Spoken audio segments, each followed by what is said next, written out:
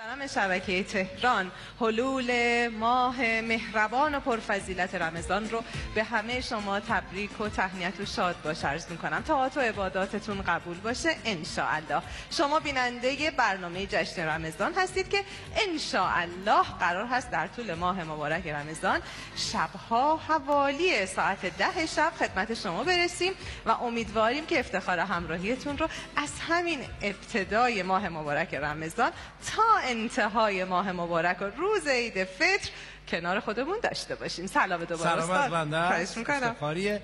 با اجازهتون به نام خداوند بخشنده مهربان، الهی با امید تو نه با امید خلق و روزگار. سلام، عرض ادب، شب بخیر خدمت بینندگان بزرگوار گرامی.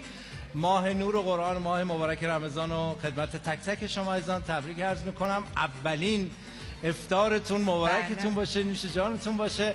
امیدوارم که سر سفره افطار ما رو از دعای خیر خودتون محروم نکرده باشید. از امشب همطور که سرکار خانم گفتن با جشن رمضان در این تالار زیبا، بله، فرهنگ سرای بهمن در خدمتون هستیم، منتظر دیدارتون هستیم و انشالله یک برنامه پر انرژی تقدیمتون کنیم. من خدمت دوستان بیننده نکته رو عرض کنم، جاتون به شدت خالیه. چرا؟ چون در فرهنگ سرای بهمن همین ابتدایی ترین برنامه جشن رمضان وقتی وارد سالن شدیم با حضور تعدادی از همشهریان عزیزمون از نوع پر انرژیش مواجه شدیم.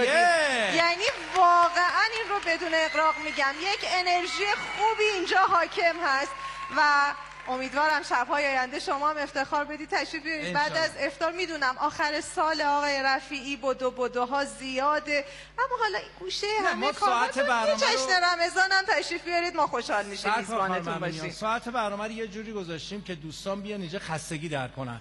هنرمندا قراره بیان، برنامه داریم، مسابقه داریم، خواننده داریم، کلی اتفاقای قشنگ قراره بیفته. حالا شب اولین شب، از فردا شب خواهید دید که چه خبره. ما می‌خوایم اصلا یه کاری بکنیم که یه سری مسابقه توی برنامه برگزار بکنیم. یعنی آقای رفیعی براتون برنامه‌ها دارن، من خبر دارم از نحوه مسابقه. بعدم از دوستان قول جایزه‌های درجه یک نقدی گرفتیم، آخر سالی می‌خوایم به همه هدیه بدیم. خلاص کسی اینجا دست خالی نره بیرون ان شاءالله. یه نکته بگم، چون شما فرمودید حالا مسابقه‌های مختلف دارید، یه مسابقه پیامکی هم داریم هر شب در برنامه جشن رمضان که به قید قرعه به 14 نفر هر شب جوایز نقدی تقدیم خواهد شد. 10,538 اگر اشتباه نکرده باشم که نه درست گفتم.